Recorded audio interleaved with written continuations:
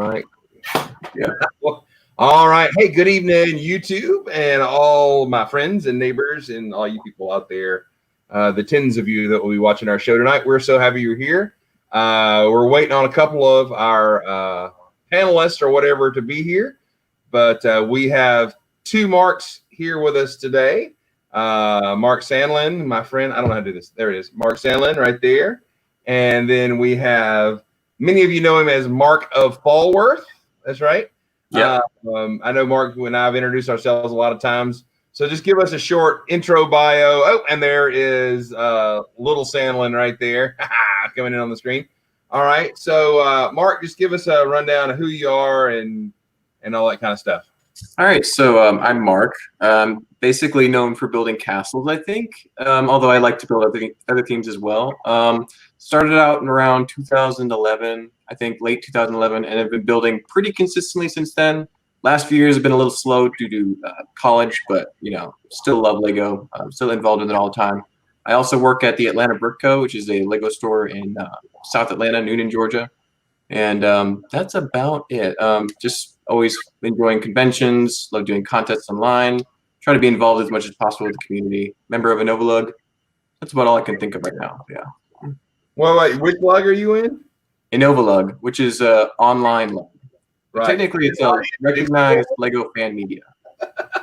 So you're kind of in Dixie Lug, is that right? You're Dixie Lug. I'm in Dixie Lug as well, yes. So but I've attended like maybe two meetings just because I'm on the other end of Atlanta and traffic is not conductive to meetings. So hopefully, when I get a little older and a little grayer, I can attend more meetings. I'll be able to make it. So.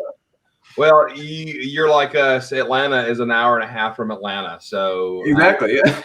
Welcome, Julia Abram. I think it's a friend of yours, and Pink Wheels. Welcome to the chat. They're glad you guys are here. So if you're here, if you want to like and subscribe to the thing, I've got 75 subscribers, which is kind of cool. When I hit 100, I'm going to give away a copy of this guy, this M-Tron suit guy. So make a copy of that and give it away to a viewer. So like and subscribe and you'll be entered and all that sort of jazz. So all right, so my friend Mark Sandlin, what you got going on, what you've been building, what you've been geeking to lately?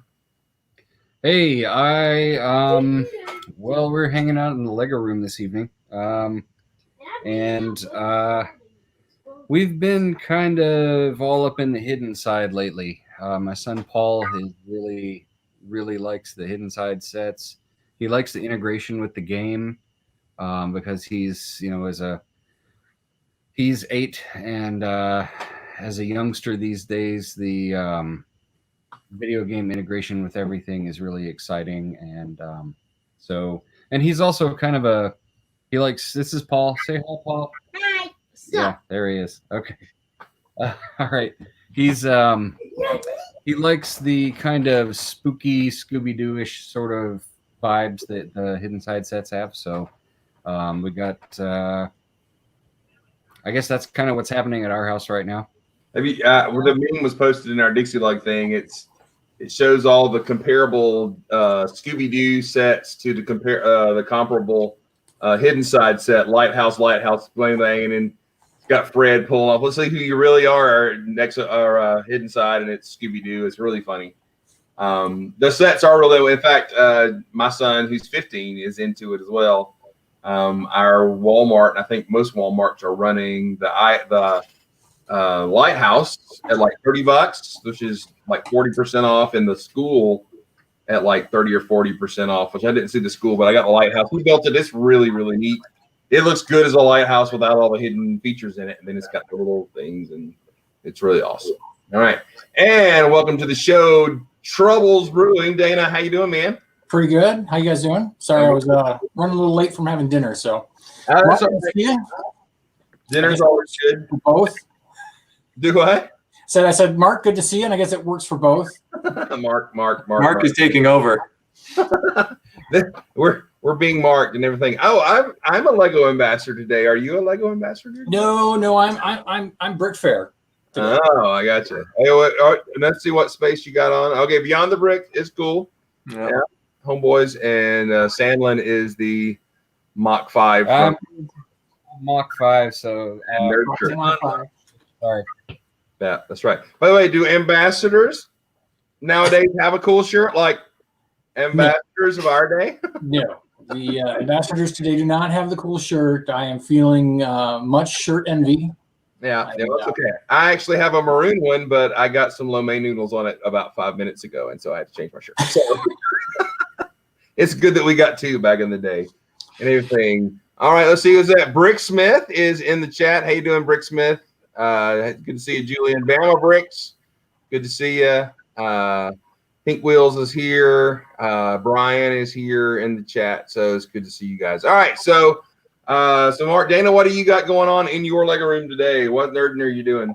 So now that I finally finished that 70 pounds of forever sorting, I've moved on to starting to get back into working on my big ship. So today, during some downtime, working on a nice little thruster section here. Thrusters. And what will happen is that this little arm that comes off the side, like that. Gosh, I hate doing this reverse camera thing. There's going to be 3 of these, and so they'll be in a Y shape, very similar to some of the ships you've done. A little smaller scale than what you've done, but work in progress. Oh, yeah. Cool. That's awesome. And then I also brought up for the table, if we want to talk about later, since we got Mark here, a little brick battle. And I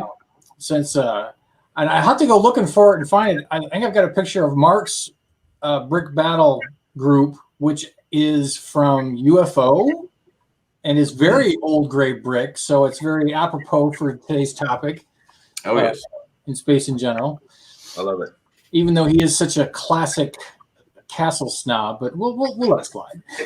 We let one castle guy in with the thing. And the best thing about it is, and we're going to make fun of him all night, is the one castle line that we probably like for space parts is Nexo Knights. You can't stand it. So which is what my brick battle team is basically Nexo Knights. So, my nemesis. That's what that is. It's my ultimate nemesis. Oh man. I love it. I love it. Let's see. In our Lego room, we're working on the Blacktron base. I think I showed y'all the Blacktron battle mech guy last time, and I made built the shield. So there he is. And the moon base is a halvesy thing going on here. So here's half of the base. I think I showed this last week. So there is the bottom end of the Blacktron base, where the moon base thingy will go there and everything. So that's going on. I'll actually have some build time tomorrow. So while I'm watching Kevin Hinkle's show, he's not in to give him the plug, but you've never watched Kevin Hinkle draws on YouTube. It's really fun and it's good to interact with. And he interacts well, and he does doodle stream and things. There he is right there, Kevin Hinkle.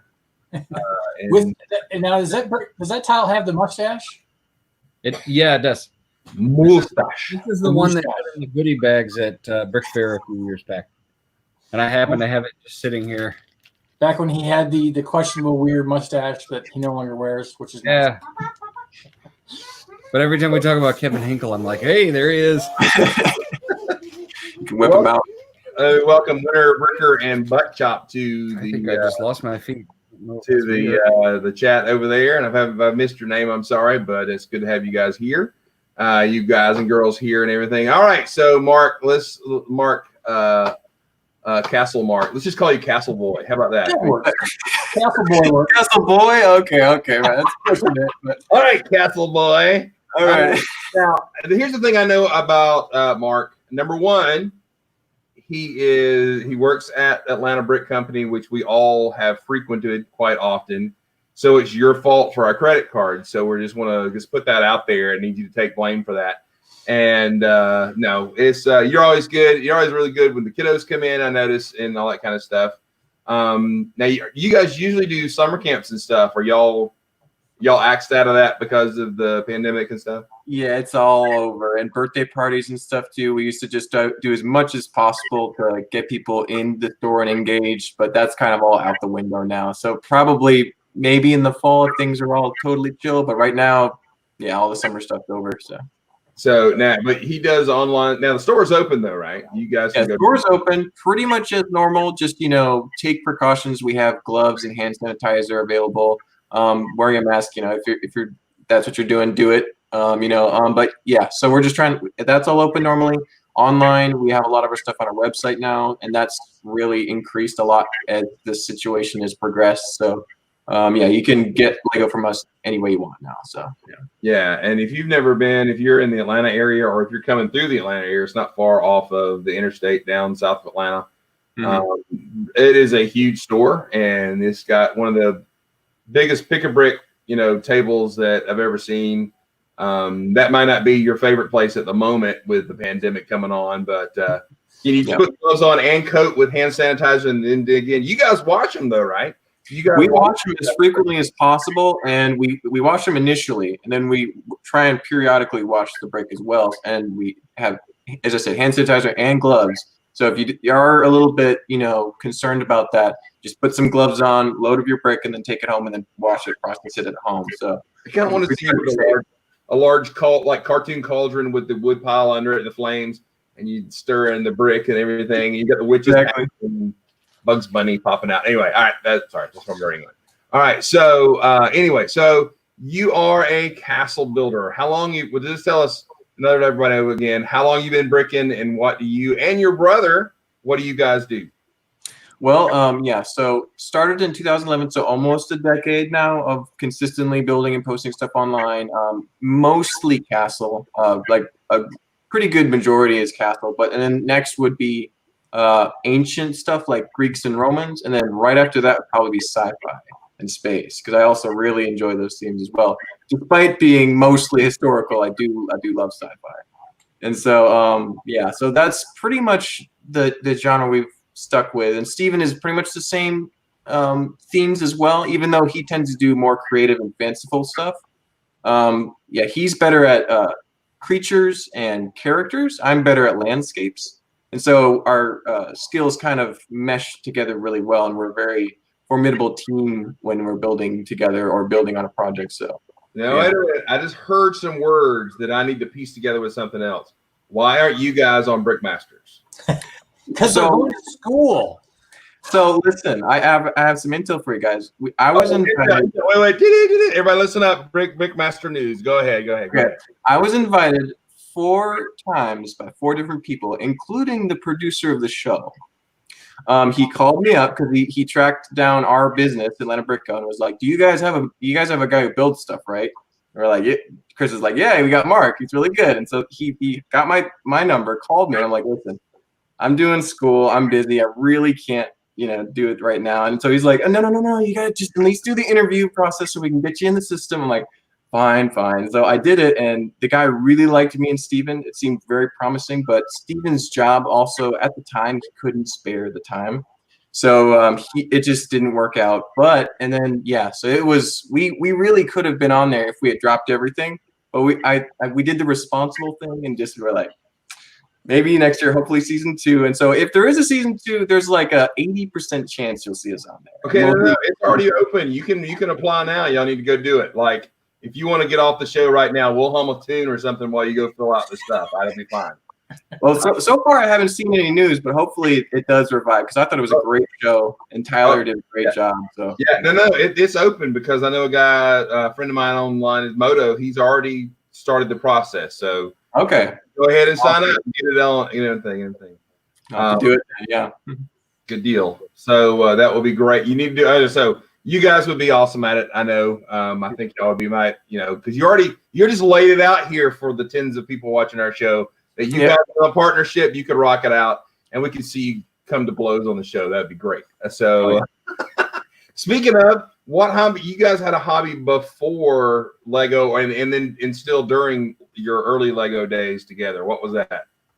Well, we've done all sorts of stuff, but we also did a lot of duct tape stuff. Is that what you're referring to? Yeah. I think we made duct tape swords and shields and armor and stuff, and we still do that a little bit. But yeah, that was a big thing before we really got into Lego, was duct tape stuff. We still do that every now and then, but we're getting. I pretend I'm getting a little old, and so we're like, oh, I don't want to go outside and get all sweaty. So yeah, so. Lego now. I can remember when you started. When I started noticing your builds and stuff like that, and I went to find your site and everything. I'm like, why do they want cardboard and duct tape? That's pretty cool, but that's not Lego. What's going on with that? So I just remember that really well. So, all right. So you not only build castle, you build Mondo castles when you build castles and everything. Yeah. Talk to me. What's your build process when it comes to laying out a big? Right. So this last one, which is behind me over here, you can kind of see it. Hang on, let me give you the screen here, buddy. Nope, that's Dana. Hey, doing there. Wrong button. You're in the red shirt. There you are. Wrong way. Wrong way. There you go.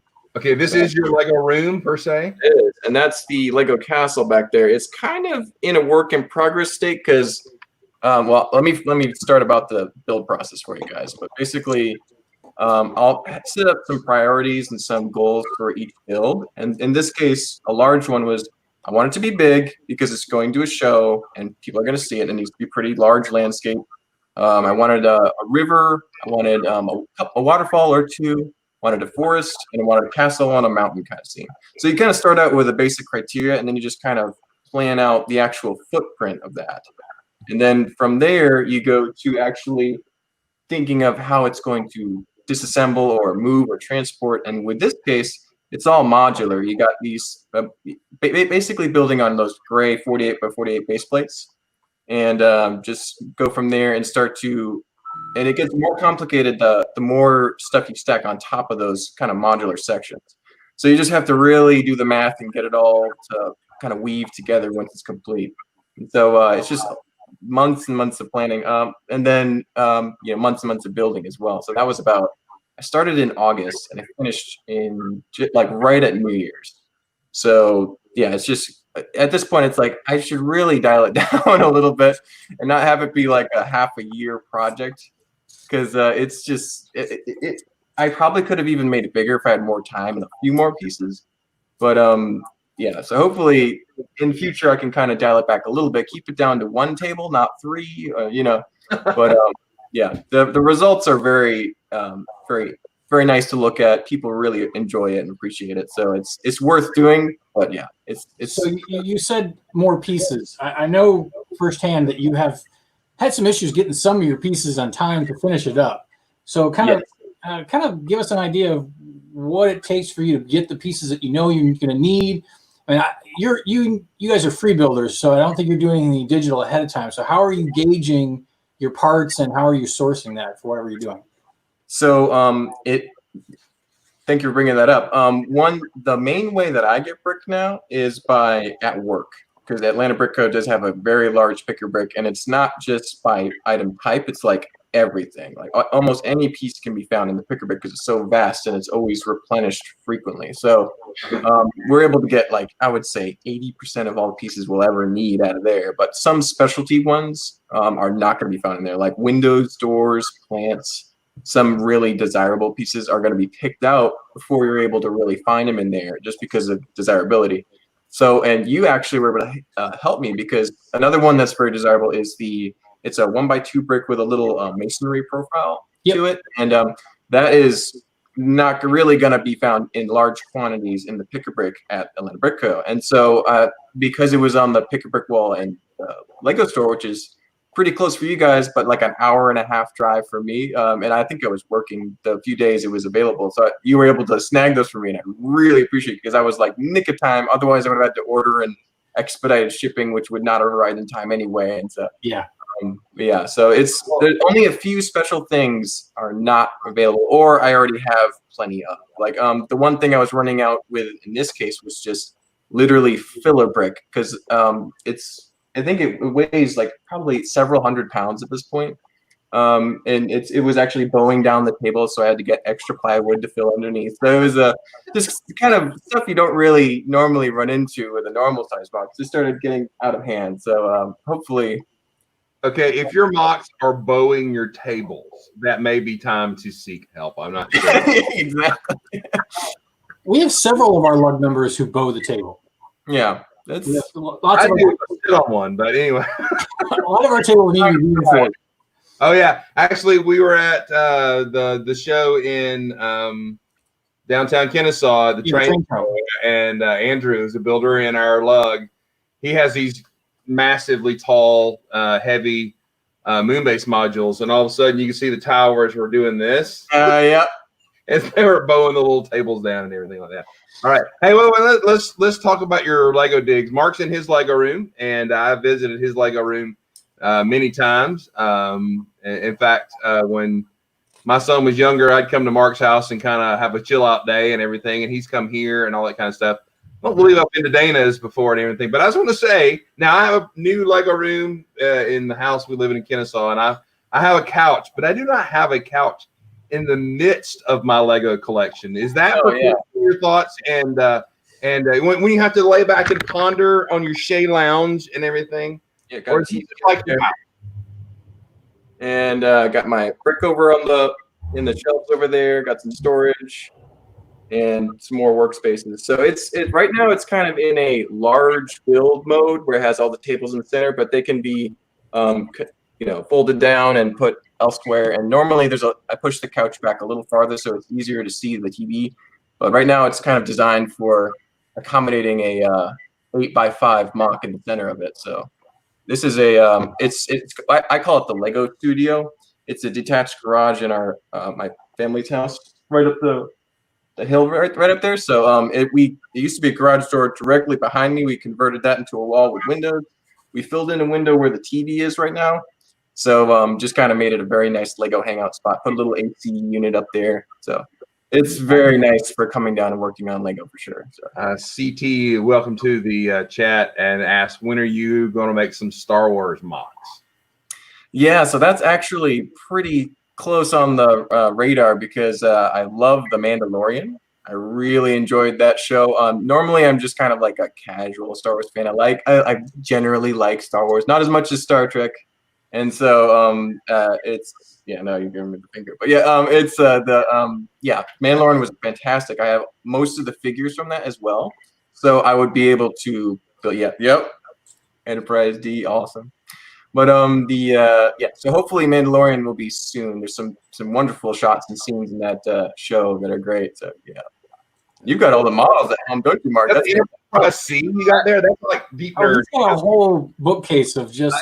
I happen to have the model sitting over here. This is a long-term model building project that I've had sitting off to the side of my Lego table. So these are.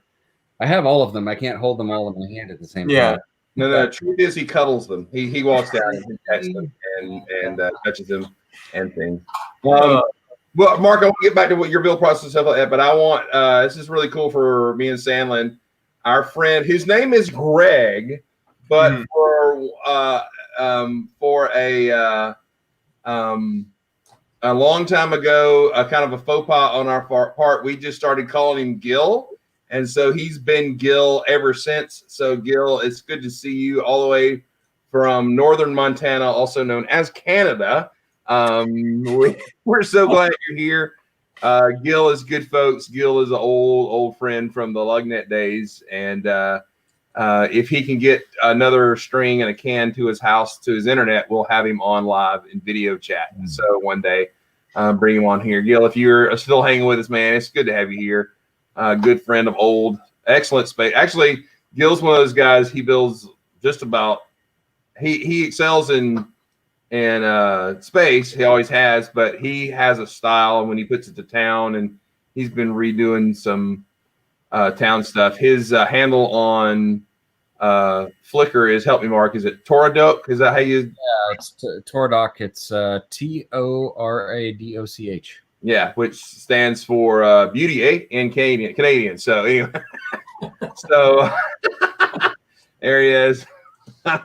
All right, good to have you here, man. All right, Mark. Let's get back to and if you guys have questions for Mark, jump in with it and everything. So you build to carry to conventions, basically, when you're thinking about it. Is that right?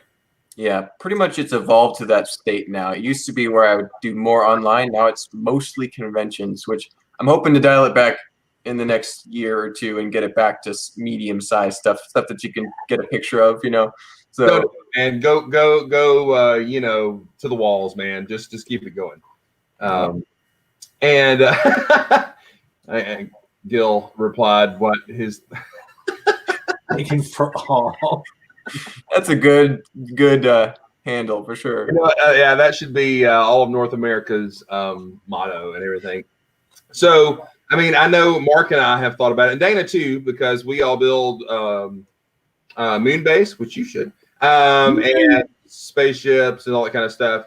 And we generally build to take things apart and build to conventions too. I know one of the big ships that Mark made, Asmodeus. Tell me about it. If I can jump in there, speaking of which, Moonbase, one of the Seattle lug guys, Thomas, I can't remember his last name. His name's Thomas, and he's in Sea Lug. He built a Castle Moonbase module way back for it was for Brickfest Portland 2004. It was way back in the early days of Moonbase. But he showed up, and it legit was a full gray castle, and he built little he put the knights on these little speeder bikes that were vaguely horse shaped and had them, you know, flying around his castle, and it just looked like a stone gray castle with Moonbase module adapters sticking out of the sides of it. He just walked in and plugged it into everything, and it was very fun. It would take me a while to find a picture of it, but I might be able to. I do want to take this moment not to make light of that in any way, shape, or form, but Next to Nights did have little horse vehicles. Just put that out for Mark. Just let you know, they did. Yeah, so nice. Anyway, yeah, it did. That's right. Fascinating.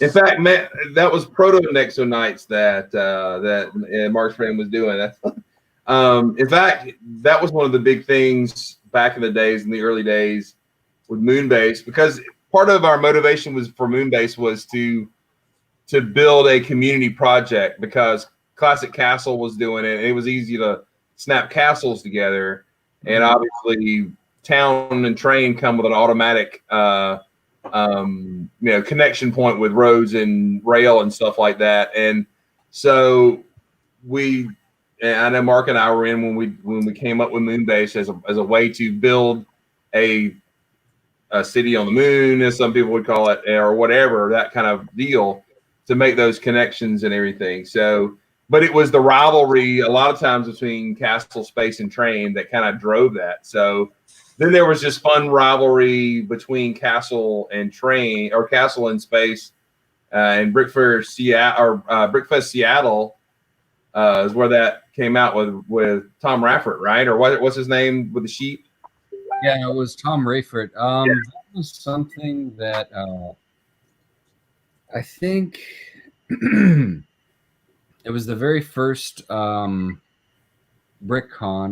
He had his a pretty good sized castle layout set up on a separate table, and I think it was one day after hours, John Palmer took I think it was just one spaceship and some space people and put them over on the castle layout, invading the castle. And so Tom, was really good natured about it, and we had laughs and stuff. And then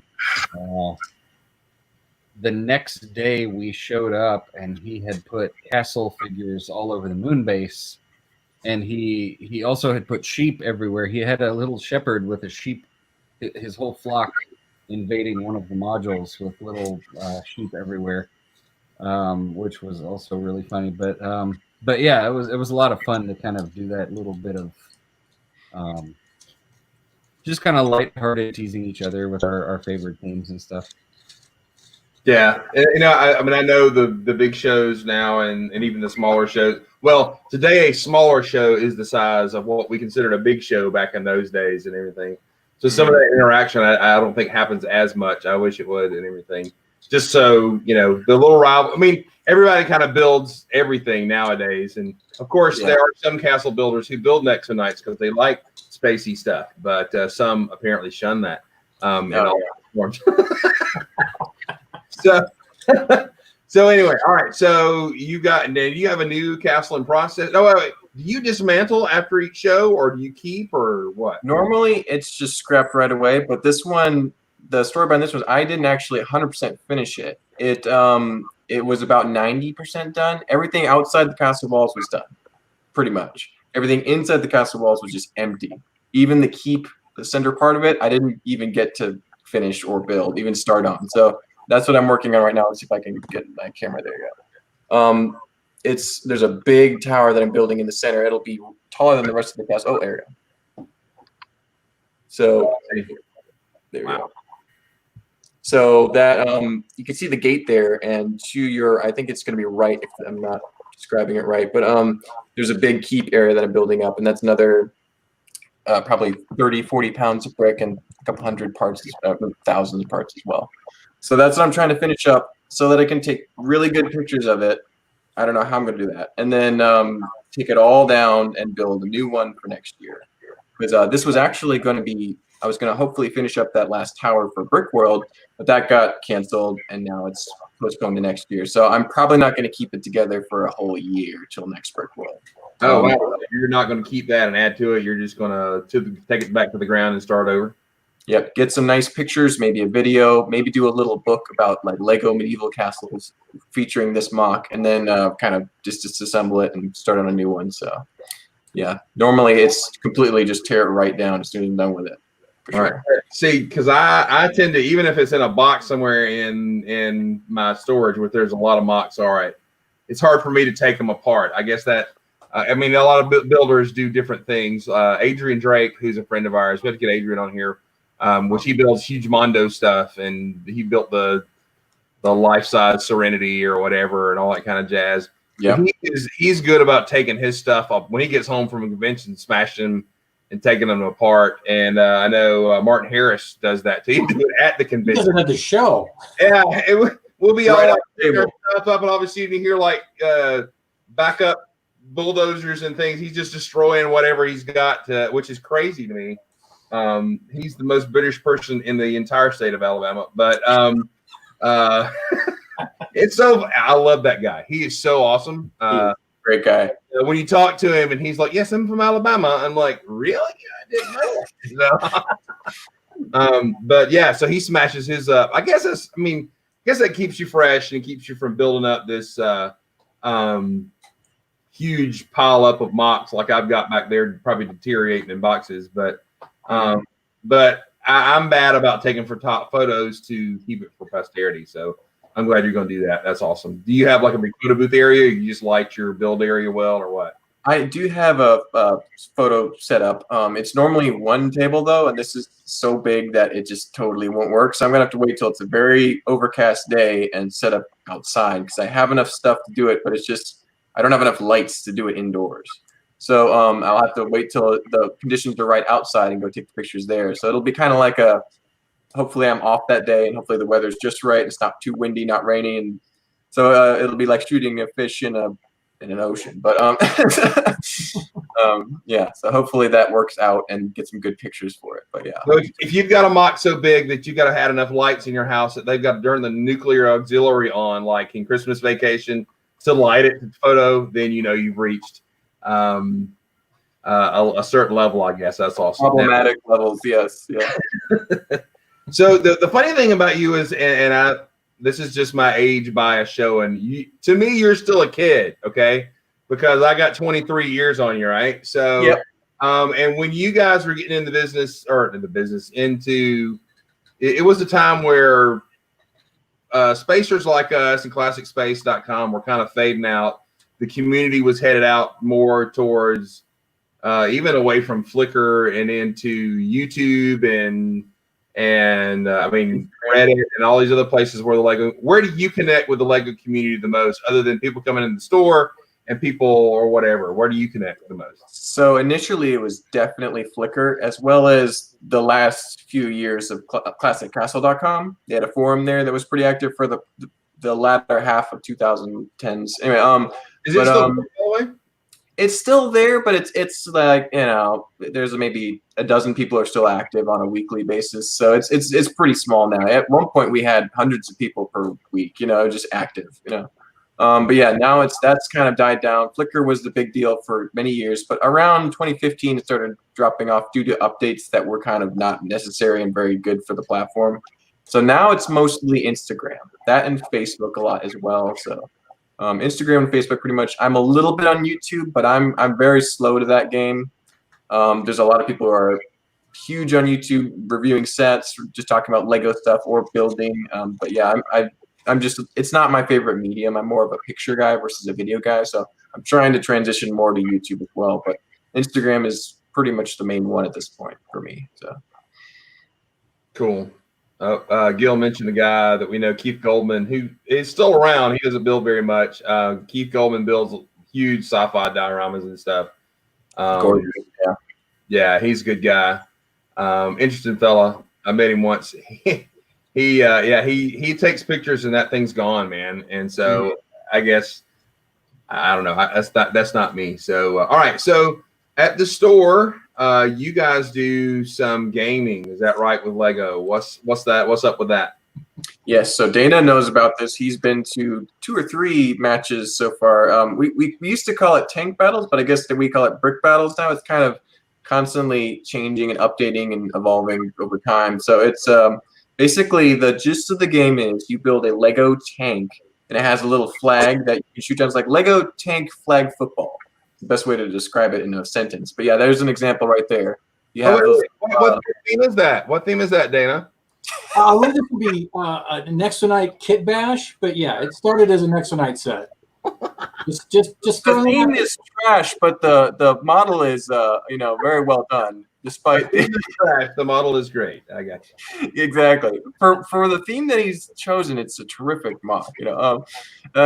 So but yeah, he has those little orange flags on top, and the point is you're moving your pieces in turn, kind of like chess, not really, but yeah, you're taking turns moving your pieces, and then you take turns shooting at the opponent's flags to knock the flags down. And if your flag gets knocked over, you pull the tank back to the start. You have to go again. And there's a point system involved. You have infantry that do different roles. So it's like a very simplified version of like Warhammer, but it's all Lego, and it's pretty simple. You got tanks and troops, and that's it. So. And we're using the big shooters. Exactly, the rubber bullets. The rubber bullet shooters, yeah. Which is, and you would think that these would be fairly accurate when you shoot them. No. You can shoot your eye out, but you can't target 6 inches in front of you. Yeah. In fact, the closer the shot, the harder it is. Yes. Because it's pretty good at a few feet away, but once you get close, it's like the accuracy just completely gets lost, and we have people missing point blank shots more often than a few feet away. It's hilarious. Now, do you use any other shooters or just those Technic shooters? I guess just those Technic. We tried to use the little. It's like a little laser shooter. It's like a bar in a little 1x4 spring-loaded shooter. It's not quite powerful enough to get a flag. Only in like point blank ideal conditions can actually knock it over. So it's really the rubber bullets that have worked so far. It'd be cool to have more ammunition to work with. Maybe the Bionicle sphere shooters. Do you remember those? Yeah. Those are probably, yeah, but they're probably less accurate than even the Technic shooters. So it's kind of trying to find out what works. That seems to work just fine, and it's a pretty simple game as it is. So but yeah, it is a lot of fun though. It's mostly about just smack talking. So Dana did an excellent job picking Next Nights because he knows that gets under my skin completely. So yeah, we have a blast for sure. I usually use the UFO guys. I have a big army. They're kind of discombobulated, destroyed right now, so I have to fix them back up. But yeah, I'm actually working on hopefully developing a new tank battle army and tanks and team. So, but yeah, we usually have about 6 to 8 people per thing, and we have like a 4-sided table. So it's you can have some backstabbing, you can have making alliances, and it's pretty fun for sure. We got to have the rest of you Dixie Lug people down and enjoy the game sometime for sure. Yeah, Mark actually lives a lot closer to y'all than I do. I've mentioned the game to him. Now, what is the basic army setup for your game, or what do you have to play? Yeah, the essentials are you want probably 2 tanks, and the size limit that we have had for a while is basically keep it under 16 by 16 footprint and no higher than 1 foot. So try and keep it within like a little box, no bigger than that. Otherwise, it's just hard to maneuver on the little battlefield that we set up. And then you also want about 20 minifigures, sometimes up to 40. And then we want to have, now we're using dimensions discs for the underneath because those are more likely to fall over than a series minifig stand. Because the series minifig stand would catch on the stud background landscape that we have. And so the dimensions disc is more prone to fall over or slide. So it's a little more dynamic. Yeah. You can get those things really cheap nowadays, all right? Pretty much, yeah. For sure. So yeah, that's pretty much the main structure of the game, and it's just shooting, keeping score, and we have a lot of like side rules and stuff. But it's basically like if you argue a good case, it could get overturned. It's pretty flexible, but yeah, we have a lot of fun doing that for sure. That's we don't really have a codified rules or anything yet, but we're hoping to develop a system that we can kind of export to everybody on a grand scale if they want to try it at home or get some friends together and stuff. So. And I think the reason that the rules change all the time is because Chris will come up with some new idea he wants to try, and not the Zoom, but Atlanta Brick Co. Chris. Atlanta Brick Co. Chris, and so they'll have to adjust the rules of the game because he's now introduced something that didn't exist before. Yeah, it's we're constantly trying to improve and update it, and we're always thinking of something new to kind of throw in there and have fun. But it's yeah, so hopefully at some point we reach a kind of a standard that we can easily just send you the PDF and it's all over. But, all right. So Dana has his army made in his lovely Nexo Knights theme. What other themes do you guys have built, or do people have? Well, I know I usually use UFO. I also have the Dark Blue Galaxy Squad from the series figures. So I have a bunch of those and some dark blue tanks. I also use it's the little alien head with the tentacles. It looks like a little octopus head guy. I got a bunch of those heads, really good deal at the store. And so I had an army. I called them the Ood from Doctor Who. So I had those guys. Yeah, Dana knows what I'm talking about. And then Chris usually does Mandalorians, and he did them before they were cool. So before they were in the TV show, he was like a Mandalorian hardcore fan. And he also, Cott also has a didn't he have like a Cobra? But he had a for a while he had Creo figures from the Cobra G.I. Joe faction. And so he had Lego tanks, but Creo figures, and we gave him a very hard time about those for a good reason. And he kind of has moved to Mandalorians because they're more, they have custom accessories, but they're Lego figures. So yeah, that's just nasty. It was pretty borderline. I'm like, I like customs and stuff, but Creo is like, let's make a block. Okay. I need to know which brings you more thrill, shooting a Creo figure or a Nexo Knight figure? Which one just brings that joy of revenge and death and destruction to your heart? You know what?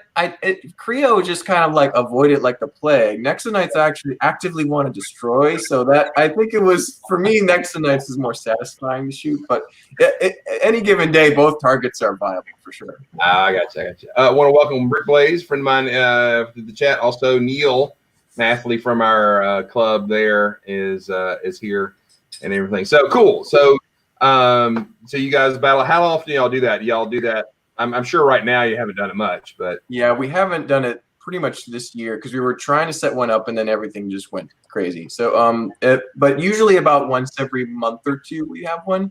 Not more often than that, just because we have a lot of people come from Alabama. We have people like Dana coming from the north side. So there's about 4 or 5 of us that are local in the Noonan area that are able to play that. But the more the merrier. So we want to make sure that as many people are able to schedule a day to come and arrive. So yeah, so about once every 2 months was what we were doing, and we hope to get back to it soon once everybody feels comfortable coming out again and doing stuff for fun. So, and if you do ever plan to come down to play when it's going on, don't make it be the first time you've ever been to Atlanta Brick Company, because that alone will take you and completely derail you from anything that you thought you were going to do.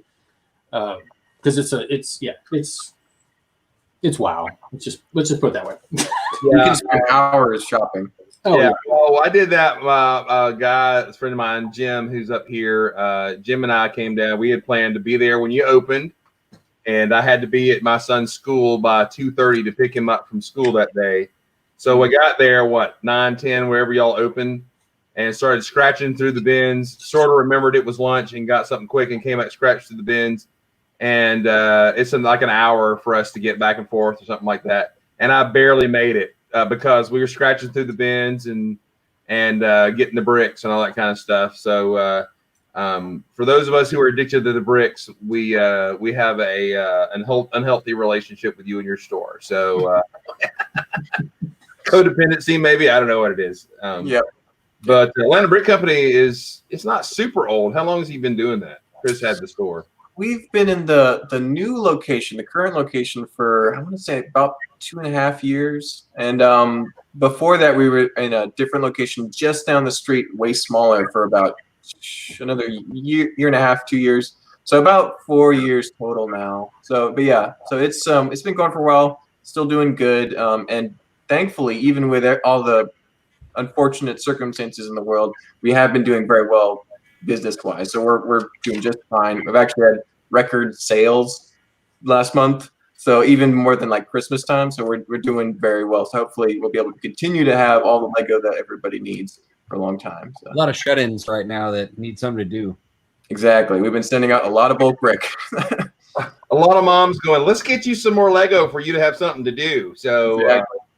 well, now I will say, when we've talked about this in our club and with others who have Bricklink stores, they're doing Mondo business. I mean, a guy in our club, Corey, you may have met Corey. Corey comes down there a lot. Yeah, he's actually played brick battles with us. Oh yeah, okay. Like he said, he ordered his store. Every time he opens his store, he'll have 10 orders all of a sudden, and he has to shut it back down. And I know Brickzar, who lives north of here, Jabbo, Jason, he's running over with business right here. So that's good. I mean, it may not be going into Lego offers, but it's helping us out. So, but that's awesome. So I'm thinking about coming down. If I can get this project that we have at church on the weekend, maybe I can come down next weekend, because I just need to come and, be that guy that buys a bunch of Lego he doesn't need. But I actually have some projects to fulfill. So exactly. It's super awesome down there. And so if you're in that area, come down to the metroplex of Noonan, Georgia, and visit Atlanta Brick Company and everything. I have tried to mention to Chris, it'd be great if you opened a second location somewhere in the Kennesaw-ish area on the north side. Yep.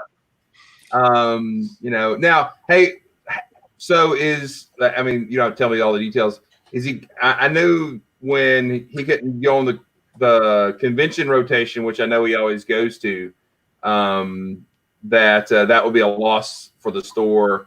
Is he doing okay with the added business going on now, or does it seem? Yeah, it's interesting. The birthday parties and the clubs also brought in a little bit of revenue. The conventions brought in some, but it's funny. The past few years, it's been we're making money, but the work that we're putting into it may not be justified by the financial returns from it. So it was like missing the conventions wasn't really a bad thing. It allowed us to kind of regroup, organize, and have more time to ship out orders, because the online orders, we really didn't get a ton of online business. Just like Bricklink was pretty good, but our website didn't sell that much at all, even though we had stuff on there. And so as soon as all this happened, now it's like 50-50. Like website, we're shipping out 20, 30 orders a day, and then we're also getting that many people in store. So it's like it's completely changed the way that our business operates.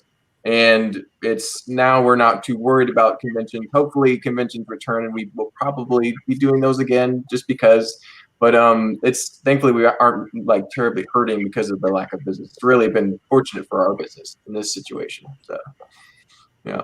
Yeah, and that's cool. That's awesome. But yeah, we do need a location up here, because like we said, in Atlanta is an hour and a half from Atlanta. So yeah, it is a trip to plan, although traffic's a little better with people doing a little less. But I actually I never went to your old store. And I remember the first time I went to your new store, and I work at church, so I have my little, Kennesaw First Baptist sticker on the thing. So I left, and I'm waiting for GPS or Google to figure out how to get me home. So I'm driving around, and I look up, and I'm I'm in the parking lot for an adult bookstore. I'm like, holy cow, I don't care where I'm going. I've just got to drive somewhere else, right? And it's at first you're like, oh, Starship Enterprises. But I went to school in Atlanta, and I remember those commercials on Atlanta on 96 Rock. I'm like, oh, crud, I know what that is. Keep driving. So yeah. Unfortunately, there's one of those not too far away, just a block down. So it's like you turn the wrong entrance, you're in the wrong place. Yes, I ended up there. Now, Chris is really good about buying used stuff and everything. I mean, he's looking for that. He also likes to get wrong Starship. You got that right. That is not the space I was looking for. Nope. Wrong Enterprise. But and Gil would love to have a store up in Canada. Beauty. And Bama Bricks, who's on the show, he's been there. In fact, Bama, you can almost say that when Brick Fair Alabama, which might be the first convention that's going to come back after all this is done, I'm pretty sure it will be. It may be pretty popular.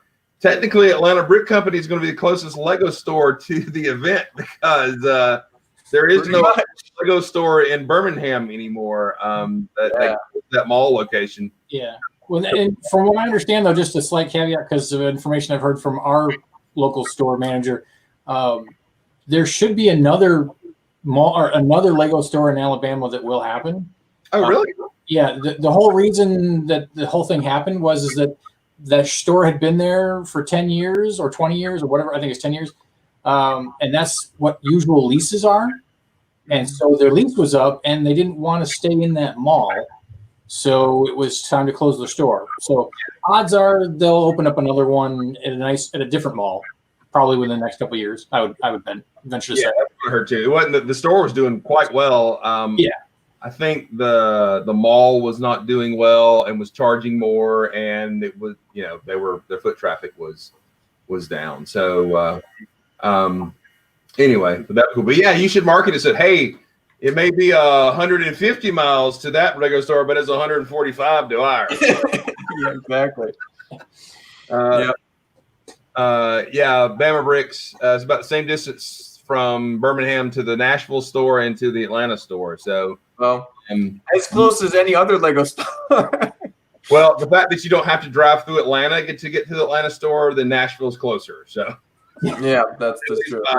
At least by time wise and everything. So, that's awesome. So, you are going to build a new castle for the next show. Your next show is probably Brick Fair Alabama. You're kind of hoping maybe for a Brick World, or you just pretty much know? So Brick World this year was definitely canceled because it would just be a matter of days till it would be happening if it was. So it's just not in the cards this year. But I don't know if Virginia is still on because that's in August, right? So that might be still 50-50. Yeah, I'm also kind of like, even if it was just ready to go, I would be 50-50 on being able to make it there because I'm just not quite prepared. I was shooting for Brick World, and that didn't work out. But probably Alabama's the next convention I'll be at, which I really like. I've been there the past 6 years now, 5-6 years. So yeah, it's the closest one for us, because there isn't one in Atlanta, and I think Carolina's just a little farther away if they have any event up there. But yeah, so probably Alabama's the next one. So okay. Cool deal. All right, so that's awesome. Yeah, I mean, I'm planning on. I happened to miss Brick Fair Alabama this year, which I want to say last year because it just seems like forever, right? It's just the last 4 months, which is 4 years of our lives, it seems like. But I'm definitely wanting to go to Brick Fair Alabama. I know a lot of the friends I've made in the last couple months doing YouTube stuff. They came in mass to Brick Fair Alabama last year, and because 2019 Brick Fair Alabama, one of the bigger clubs wasn't able to come, and it seemed like adult fans of Lego displays and stuff seemed to be depressed a little bit. There was still some really good stuff there, but the big town layout wasn't there. And this year I missed, and I'm like, man, I hope it does okay. Not that I'm not bringing stuff, but I hope there's influx of new folks. And there were. I think the YouTube community kind of showed up in mass, and that's good because it kind of picked that up. And even with the nuclear bombs that have taken out all the interstates downtown in Birmingham, still people came. And so I'm hoping And if it's the first convention back, that may take another big bump and draw some more folks in. That'd be cool. So we're planning on going. And there's plenty of movies. We had talked to Peter Bradbury from MC Lug about being on tonight. He couldn't make it last minute and everything. So do you now? Which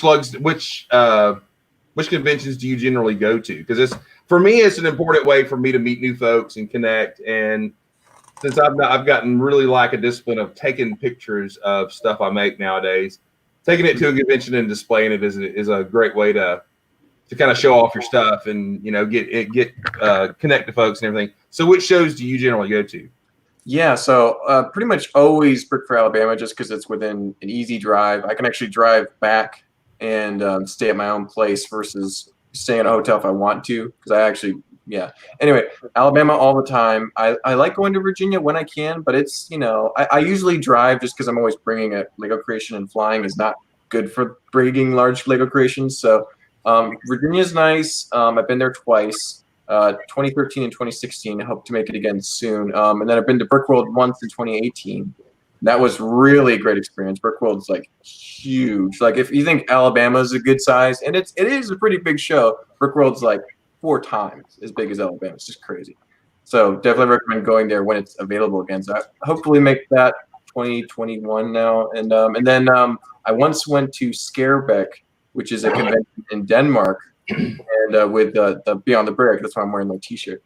And that was an amazing experience. So, was that the same trip when you went to Billund for your castle? Yes. I also went to the Lego House 1-year anniversary birthday celebration thing. So that was really cool. So, yeah, that was pretty neat. Hopefully, me and Steven will make it back to Scarebeck one of these years, and we have enough time to spend a week or more out there. So. Okay, can I just ask? I mean, I've been to plenty of big conventions, but that one just seems like Lego, like Mecca, and people there. Well, we think we're serious about it, but those people, those guys, those girls, those builders are like super Shiite level awesome builders, right? Am I correct? Yeah. So I'll describe Scareback like this: it's about a quarter the size of Alabama in footprint. But every single mock there would be the highlight of any show here. So the stuff is really good, but they literally do it in a tiny little convention center, and it's basically like hopefully you can even get a place nearby because all the hotels and stuff are so filled out.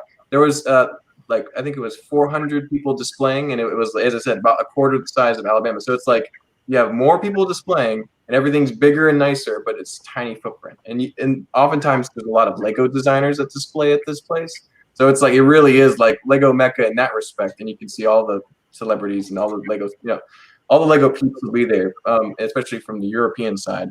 I was I think it was 2018. In that year, I was one of 6 Americans, right, in the whole show.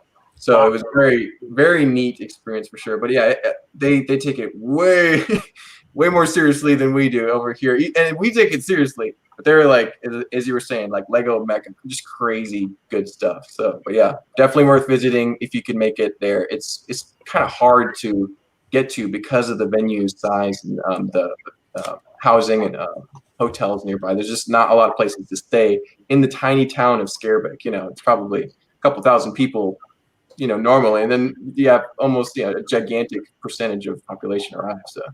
Yeah. Cool. So would you recommend, how would you recommend anybody, a Lego fan, go to do the tour, the Lego house tour? Is that like a gotta do, or yeah, it's pretty cool, but I know you can go in the basement, you can touch the set that you had as a kid, and I can see that would be worth the trip and everything, even though I hate to travel like that. But so is it worth the trouble and the journey? Yeah. So visiting the Lego house is really cool. But I think it's cooler the younger you are, just because I enjoyed a lot of the stuff. They have some really beautiful displays and stuff, but at the same time, a lot of it is kind of kid focused. A lot of the activities and interactions and virtual stuff is a little bit more geared towards the younger generation. So it almost is like a family experience, and that's kind of harder to do when you're over on this side of the Atlantic. But yeah, it is. If you're a Lego fan, you're gonna really enjoy it. Whether it's worth the trip to Denmark is discretion. So yeah, it's a really great experience. But yeah, for me, it was like if I wasn't going with Beyond the Brick, and if I wasn't going to Scarebrick at the same time, it'd be kind of like I'd love to go, but it would be a hard choice. It'd be like on the knife edge, So yeah. Okay, that's cool. So I know Mark got to go on a trip to Denmark and everything. I was not able to go on that trip. Just couldn't swing that with what I do and all that kind of stuff. And Mark, what was Billund like? It was what kind of little town or whatever? Yeah, well, at that time, because we were talking 2006, Lego House wasn't even an idea then. So yeah, Billund was very much a small town at the time that I was there, and there were the few Lego buildings, and I think a lot of the people who actually work at Lego live elsewhere. I don't think very many of the people that I met actually live in Billund. They live in the closest sort of moderately sized city. I think it was Kolding. Was the name of it, and it's probably 45 minutes away or half hour or something like that. And so yeah, I mean, I think it was kind of strange being there, because in the evenings when we were done doing stuff at the Lego facilities, the town basically just closes up and there's nothing at all to do. I mean, there's typical small town like you'd see anywhere, where everything just shuts down. And so, yeah, it was very quiet when we weren't working at the Lego facility. But we did get to take a trip one evening over to Kolding and kind of, head over there and have dinner and that sort of thing. It was nice to, get out a little bit. But yeah, it was. I guess I don't know what else to say about it, because I think a lot of this stuff when I was there, I think a lot of it has been renovated or new facilities, new buildings, and I think I probably wouldn't recognize it if I went back today.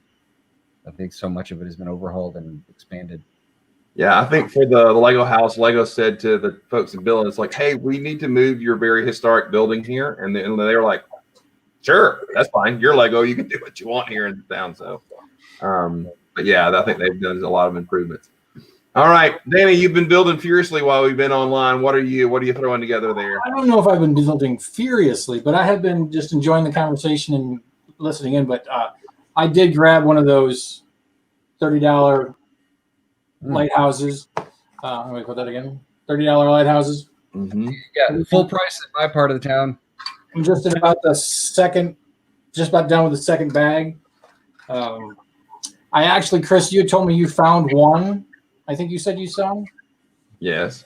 So I actually, I originally got 3, along with 3 schoolhouses, and I was in my Walmart, which was saying that they were out of stock, but they had 2, so I got another 2 of the lighthouse. So I think what I'm going to want to do is take 2 of the lighthouses and put them together to make it bigger. And then I'm probably also going to do that with the school too. I think maybe that's going to be my next town edition for Dixie Lug, is the big Nuremberg or Brickberg schoolhouse, I think. Cool deal. So that's awesome. Yeah, we got it too. Circle back really quickly. I found one of the sheep. This is one of the sheep that Tom Rayford invaded our space display with a shepherd and probably 24 of these little sheep. Is this little, they're built on one of the little. It's actually a headlight brick attached to. It's probably hard to see because of the. Let me get a light over here. It's it's a backwards thing. A headlight brick stuck onto one of the 5-stud bricks that we call the Travis brick in the community, and then it's just got tiles stuck on the sides of it. And so yeah, I found that that I had sitting up on top of my tables there. Built in the old gray days when we only had like 3 snot pieces, and we liked it. So here's a modern equivalent. My brother designed this one. It just has a a slightly different side piece. Is it And- the teeth? Yeah, it's Yeah. using the teeth and the studs to give it a fluffy texture. Other than that, I think it's pretty much like the same design. It has a, in this case, a studs on all sides brick in the center, which is, I think, probably a newer piece. It might have been very hard to find at that point, or non-existent. So, but yeah. Okay. Cool. Yeah, it just reminded me. I'm like, oh, we have one that's pretty similar to that that we're using now because Lego still hasn't made a sheet. That's right. The studs on all sides brick has been around since the mid '80s. Okay. So, The Travis brick, named for Travis Kuntz. He used to use that back in the day. So, all right, guys, we're about at an hour. And Mark, we're glad you joined us tonight. And I'll put you on the rotation when we do the send out. If you want to join us and yak with us anytime, you just go ahead and do that and everything. So, let's see. Julia says, Brother Stephen makes amazing sheep, just saying. So fluffy. I love it. So fluffy. So fluffy. All right. Well, anyway, it's good to have you guys here. Thanks for being on Old Gray Bricks. Anybody got anything to say on the way out that you want to remind folks of or anything like that? it's been fun. Bricks or something like that. I don't know. Do it. Well, yeah. We still need to come up with a catchphrase. I know. Yeah, Jake and I are hopefully going to pump out a video for Friday. We shot some footage. We're going to review some Monkey King stuff. I was hoping the big bull mech would already be in so he could build it so we could review it and everything. So it's pretty cool. I did find out this week that if you want to get the $85 free hot rod set that comes with Lego, you do that. You also get the small little hot rod that they have too. So you get the one that's this big and the little one this big. At I'd least. like to call that the dual GWP. Yeah, they stack on. It's awesome like that. And that little hot rod is a minifig size version of an old model team set that they made back in the 80s. They re-released it in the 90s with original chrome. So I'm hoping that when I get that little set, we're going to add the chrome back to it. But I did find out if you get $85 worth of bricks and pieces and put it in your cart, you don't qualify for the freebies and everything. So that's kind of sad. But anyway, the only good thing about bricks and pieces is that you can use VIP points for that. And if you don't know what that is, we might have to have a how to get new Lego into your collection kind of training and all that kind of jazz. So, all right. Well, thank you guys for being in the chats today. It's good to see some friends over in the chat talking. Like and subscribe to Old Gray Bricks and all that kind of jazz. So you guys have a great night. Peace. See y'all later. Talk to y'all later. All right. Bye, everybody. Bye. Peace out.